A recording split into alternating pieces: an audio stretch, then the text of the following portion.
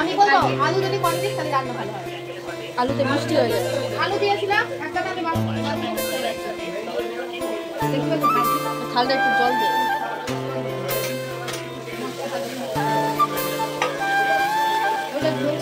ঠিক আছে মা তুই ঠিক কর। কোনটা কি করবো?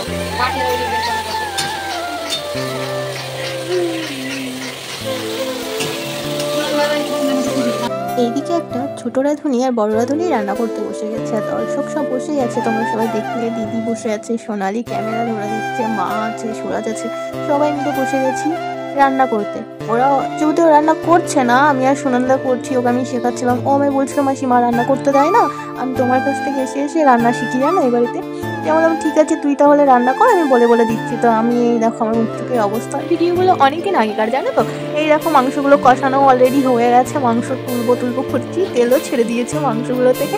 মানে ভিডিওগুলো এডিট করতে গিয়ে মানে খেতে মানে খাবো এরকম ফিল হচ্ছে, মনে হচ্ছে তুলে তুলে খেয়ে নিই।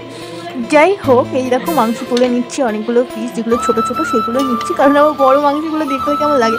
অনেকক্ষণ ধরে কষাই, যদিও 20 মিনিট 30 মিনিট মতো, তারপরে মাংস খাই। তবুও বড়ো মাংসগুলো না খেতে কেমন আমার লাগে কষানোর সময়। তো এই দেখো ছোটো ছোটো মাংসগুলো তুলে নিয়েছি, সবাইকে বলছি খাওয়ার। আমার এখানে গলায় লেগেছিল, হাতে চুড়ি পরেছিলাম, চুড়ি না ঘড়িতে গলার ওখানে মানে রক্তটা জমে গেছিলো। যাই হোক অনেকদিন আগে গেল ওর তো মনে নেই। এই দেখো মাংসটা অনেক সুন্দর হয়েছে দেখতে, কালারটাও খুব সুন্দর হয়েছে, দেখছো তো। তারপর ওইদিকে কষা মাংস সবাইকে বলছিলাম যে তোরা খেয়ে নে, এক পিস করে খা। তো সবাইকে এক পিস করে দিয়েছিলাম খেতে। আর তারপরে আমি এখানে জল দিয়ে দিলাম পরিমাণ মতো, অনেকজন ছিল তো, পাতলা মাংস ঝোল আমি সুন্দর করে রান্না করবো ভেবেইছিলাম। এদিকে রান্না আমাদের কমপ্লিট, এদিকে ভাত খেতেও বসে গেছি। একটা নিরামিষের সবজি ছিল। আর দিদি এই যে, আর না আমাদের বাড়িতে ভাত খাইনি, ভাত খেয়েছিলাম জেঠিমাদের বাড়ি। আমাদের বাড়িতে ভাত খাইনি, ভাত খেয়েছিলাম জেঠিমাদের বাড়ি, নিমন্ত্রণ ছিল দিদি। দেখো গাইস আমার দিদি কি খাবার খেয়েছে, পুরো খেয়ে শেষ করে দিয়েছে, ফলা মুছে ফেললি কেন তুই। এইদিকে সবাই মিলে চলে গেছিলাম মেলায়। তোমরা জানোই যে আমাদের বাড়ির কাছে মেলা হচ্ছে, 3 দিন ধরে হবে। তো আমরা 3 দিন ধরে মেলা দেখবো, অনেক এনজয় করব। এটা হচ্ছে লাস্টের দিনকার ভিডিও। এই দেখো সোনালি ক্যামেরা ধরেছে, ও ক্যামেরা ধরে অঙ্গি ভঙ্গি করবে। আর এইদিকে কর্নেটও খাচ্ছিলাম, দিদি ছিল, এই যে পিসি, এটা হচ্ছে আর একটা মানে পিসির দেওর, আমাদের বন্ধুই বলা যেতে পারে, বন্ধু হয়। পিসি আমার সবাই গেছিলাম। এইদিকে সোনালি অঙ্গি ভঙ্গি করছে, ক্যামেরাটা ধরে জানিয়ে না ও কি বলছিল। আর আমার সেম ড্রেস পরে মেলায় চলে গেছে, আমাকে কেমন মুটি লাগছে না? হ্যাঁ, যদিও আমি আগের থেকে প্রচুরই মোটা হয়ে গেছি, প্রচুর না একটু মোটা হয়ে গেছি।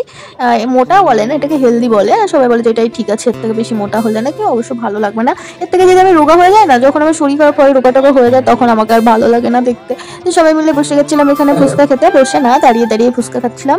তো বেশি ফুচকা খাইনি, 20 টাকা করে না কত টাকা করে খেয়েছিলাম। মানে গরমের মধ্যে প্রচুর গরম ছিল, প্রচুর গরম ছিল মেলা যখন হয়। তো এখানে সোনালি বললো পাখাটা ধর না ভাই। তো আমি আরেকজনকে মানে দিদিকে না কাকে দিয়েছিলাম আমার একটু মনে নেই, ক্যামেরাটা মানে ক্যামেরা ধরে দিয়েছিল একজন, পাখাটা একজনকে ধরতে দিয়েছিলাম। আমার মনের সুখে এখানে আমরা ফুচকা খাচ্ছি, মনের সুখে। সোনালি বলছে আমি আর খাবো না, তো আমি এদিকে শুনে গেলাম। তারপরে আমরা